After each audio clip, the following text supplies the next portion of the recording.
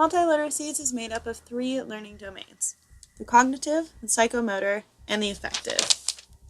First, I will describe the cognitive domain. This domain is otherwise known as the knowledge. It is the knowledge and development of intellectual skills.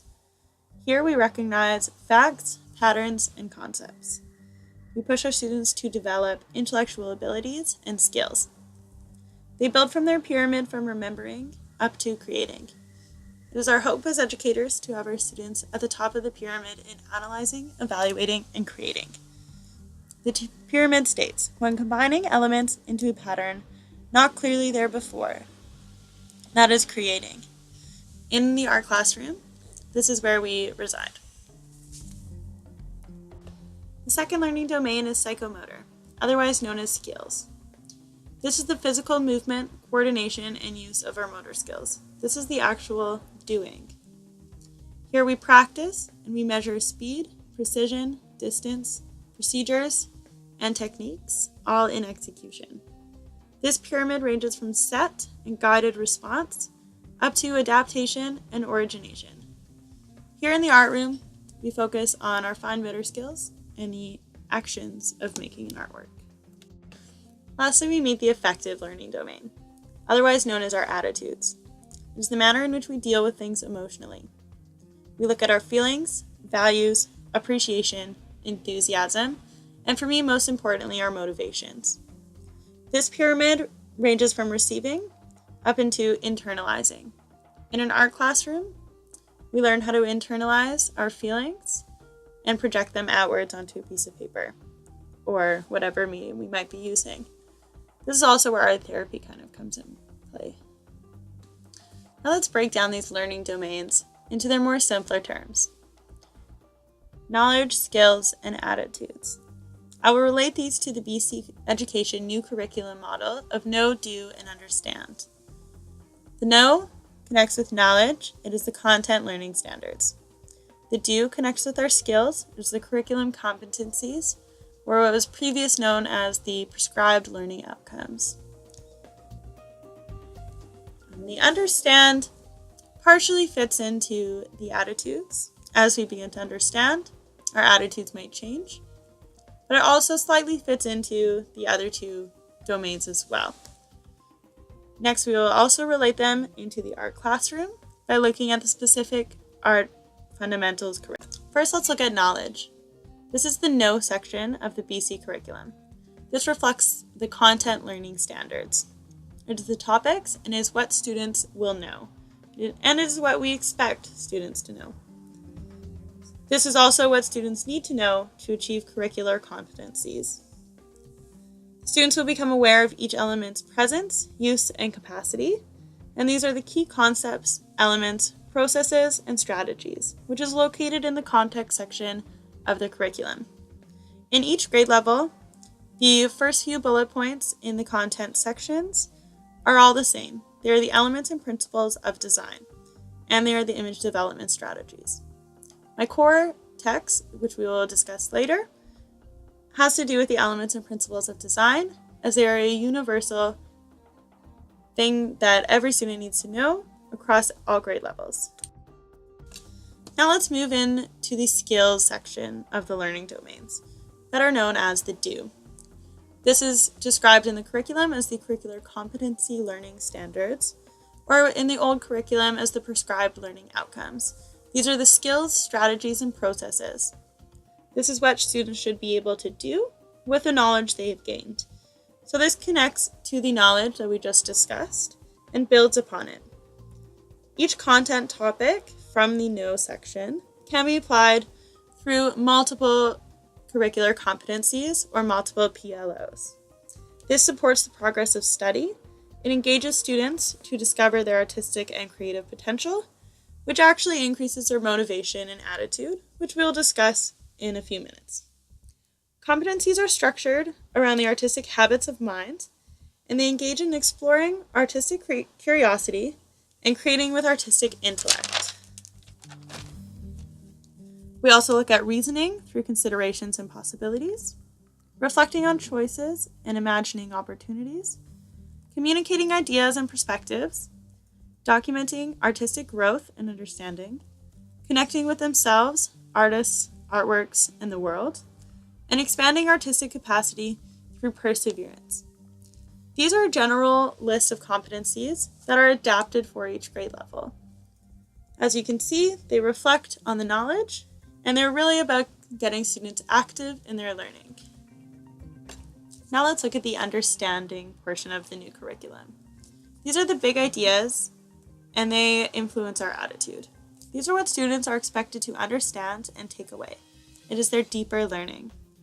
It is intended to nurture in students an increasingly sophisticated ability to make connections among artistic habits of mind. Our attitudes change with our learning in the art classroom. Getting ready to be creative and ready to think, learn, and share ideas is very important.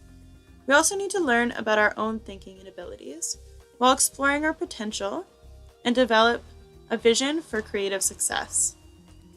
Often, bringing creative projects to completion can be very exciting. So what we as educators need to do is to build knowledge and improve confidence in decision making, or refine an individual's approach to creative processes. By reflecting on these experiences, we might be able to spark new ideas and to generate new learning. This learning will help us to imagine what more can be achieved, thus increasing our motivation and making for a more positive attitude in our effective learning domain. Next, we will talk about key learning or literacy issues that face a lot of students today. First, I will talk about the English language learner. For a lot of students, language might be a very big barrier. Over the past 10 years, the number of ELL students has tripled. There are no typical ELL students, and not all require the same amount of support. So we must be sensitive to some students. What we can do to help them is to have culturally bridging experiences. In an art classroom, we might do a project about different cultures or an identity, and this might help them to bridge their new culture with the culture that they know very well. Some may have experienced traumatic conditions caused by political, social, and economic upheaval, so we must be sensitive to those students. Typically, ELL students go through 4 different stages, and I'll briefly describe what those are. First is the honeymoon stage. This is characterized by extreme happiness. They're very excited to be in a new place, and sometimes they might view this place as the land of milk and honey. The second is hostility. Students will be privy to complaining.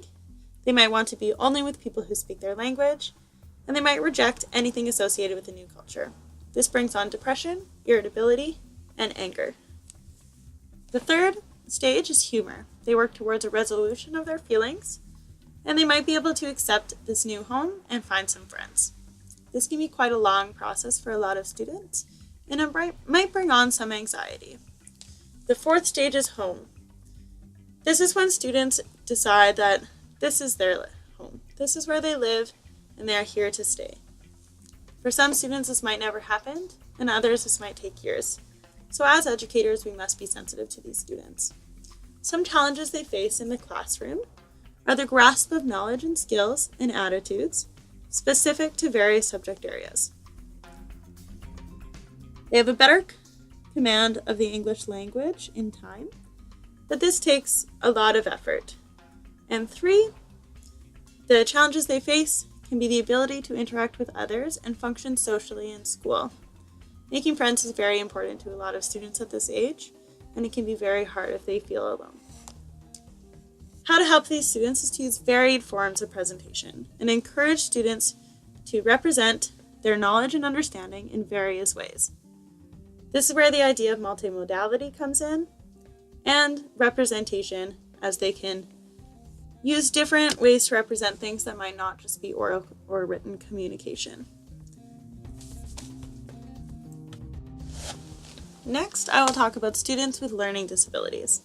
A learning disability refers to the number of conditions that might affect acquisition, organization, retention, understanding, or use of verbal or nonverbal information.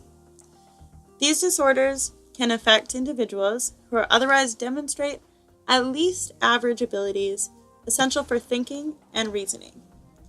Learning disabilities vary in severity, so we must be cautious to know our students very well and know what might work for them. Typically, a lot of students with learning disabilities struggle with the acquisition of the following things. 1, they struggle with oral language. This is listening, speaking, and understanding. 2, they struggle with reading, decoding, phonetic knowledge, word recognition, and comprehension. 3, written language. This is spelling or written expression. And 4, mathematics, computing, and problem solving. They also can have difficulties with organization, social perception and interaction, and perspective taking.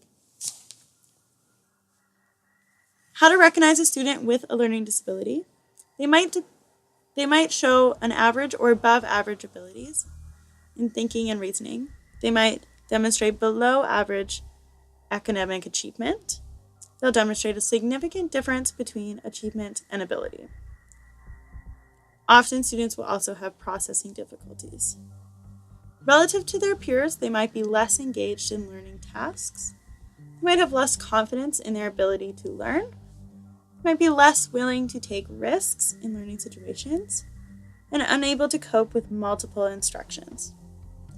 Poorly organized in thoughts and work habits, frustrated with different work tasks, and discouraged by lack of success.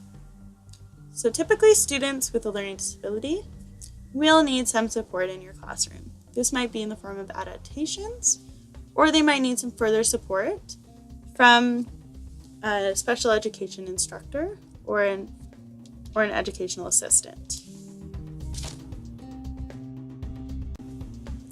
Finally, we'll talk about students with attention deficit disorder and attention hyperactive disorder. Students with ADD and ADHD often have difficulty achieving success academically and or socially. They will have a difficult time organizing work and completing assignments. This might translate to school marks lower than predicted. Students with impulsive tendencies can have further difficulty establishing and maintaining teacher and student relationships. Often students with ADD and ADHD will have a difficulty with their organization, which will translate into lower marks. The difficulty with peer relationships and academic frustrations will translate into feelings of rejection and often depression. Depression will impact all areas of student functioning, so we must as educators be sensitive to these students and be knowledgeable about what they might be facing. How to help students like myself who have ADD and ADHD is to provide students with an outline or skeleton of the info that will be presented. So up on the board, a brief list of what we will be doing that class so students can keep on task and keep focused and be prepared for what will come. It's also useful to provide them with a personal whiteboard, chalkboard, or response card so that they are expected to respond even if you are working with a large group of students. Structure is very important for these students, and structured partner activities so that students can assist each other to stay on task and help each other with the activity is very useful. Also, encouraging students to demonstrate their learning in a variety of ways is a great thing for these kinds of students because often their brain might process things a little bit differently. So giving them time to do a dramatization or a presentation or an audio or video format might keep them more engaged, more involved, and more on task. Now let's talk about text. First I will define the text, and then I will talk about types of text they can bring into an art classroom. So what is a text? As Nielsen puts it, he defines text as all constructions that form sets of meaning and signifying practice. A text is a tool for constructing knowledge. It is for sharing experiences, feelings of others, and ideas. It is for developing insight and new perspectives. Text is an interaction and transaction among teachers, students, and texts that form the basis for classroom communicating, comprehension, and learning. It is the context of the course that you are teaching. It is the knowing, it is the knowledge, and it is the cognitive learning domain. Reading responses have viewers undergoing aesthetic and efferent responses. They are experiential and emotional. And it is the meaning that is taken away. That is the most important thing about a text. Learners build meaning from the text content upon previous experiences and socially situated contexts. So it's very important that texts are important to the students and they're relatable. Visual literacy discusses the essential form of communication as an indispensable to the freedom of inquiry and expression. Visual literacy in the visual arts program gives skills to perceive and respond to images, evaluate visual information in its many forms, create and communicate through images, express ideas and emotions to satisfy a range of personal and social needs. This was taken from the IRP from grade 8 till 10 in visual arts in 1995, and it discusses what visual literacy is and why it's important. Visual literacy gives us the skills and knowledge to undergo a series of things. Helps us to have image development and design strategies.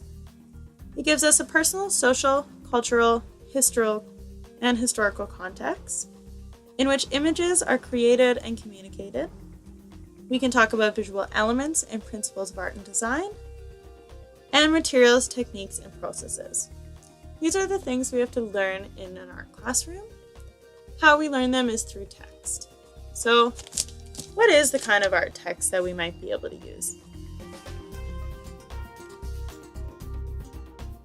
The text that I've brought in today is the Elements and Principles posters that are present in every arts classroom I have ever attended.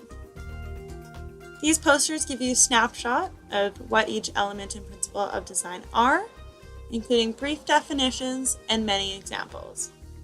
They are up on the wall in every classroom so that students can look at a quick glance at what these pieces mean and put them into their own practice. The principles of design are like a recipe for creating a great work of art, and the elements are the ingredients or the tools that are used to make that happen. In visual literacy, students are expected to know what the elements and principles of design are in every grade level in the BC curriculum, and it's very important that this text gets covered so that students know what it is and know where to look for inspiration and know where to look for compositional strategies that they can use.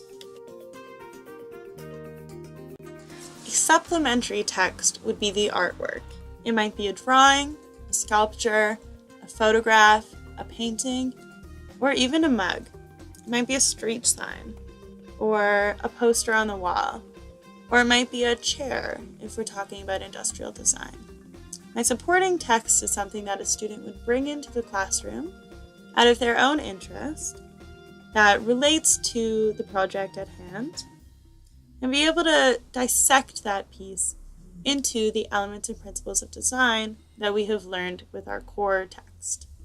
So we might look at a mug and think about the color and how the lines of the handle relate to the overall form and the space that the mug creates. We might look at a photograph and talk about the movement of the line and how the movement reflects a pattern that might reflect the rhythm of the piece and how our eye moves about the image. So specific artworks can be brought in by different students to whatever they feel is interesting and important, and be applied to our core text that will always remain on the wall for quick glances. Visual literacy is very important to nurture and create with your students so that each student stays at the top of the mastery pyramids of each domain. We want our students evaluating, creating different works of art. We want them to adapt and organize their responses and their techniques that they use to create the art and respond to it. And we want students to be internalizing the work that they are doing so they become self-directed learners with very high motivation.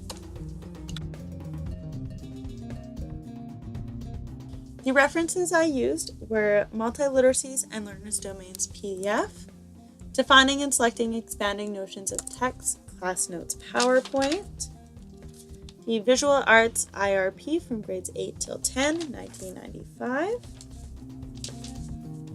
the Intro to Arts Education document from the BC Government Curriculum website, English Language Learners, A Guide for Classroom Teachers, BC Education 1999,